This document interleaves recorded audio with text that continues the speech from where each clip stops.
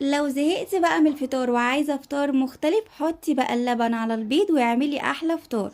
بس في البداية بقى ما تنسيش تدعميني بلايك وكمان شير ومتابعة، وتعرفيني بقى في الكومنتات من اي بلد بتتابعيني. يلا بقى نسمي الله ونصلي على النبي ونبدأ. جيبي بقى الطاسة وحطي فيها حوالي معلقتين من الزيت الكبار وكمان 3 بيضات وربع كوباية من اللبن، وقلبيهم كويس جدا. وبعد كده بقى ضيفي عليهم مكعبات الجبنة الرومي وكمان اللانشو وفلفل اخضر مكعبات وكمان طماطم، ولو حابة كمان ضيفي عليهم فلفل اصفر وكمان فلفل احمر، بس انا بقى ما كانش متوفر عندي. وتبلتهم بقى بملح وفلفل اسود بس، وقلبت بقى كل ده مع بعض وغطيتهم وسبتهم بقى يستووا على نار هادية. وبعد بقى ما استووا قطعتهم كده وعملت بقى منهم سندوتشات، وكان بجد طعمه حلو جدا وكمان مختلف، واهم حاجة بقى ان هو كان مفيد وسهل كمان جدا وما خدش بقى وقت خالص. وقدمت بقى معاهم كمان عصير.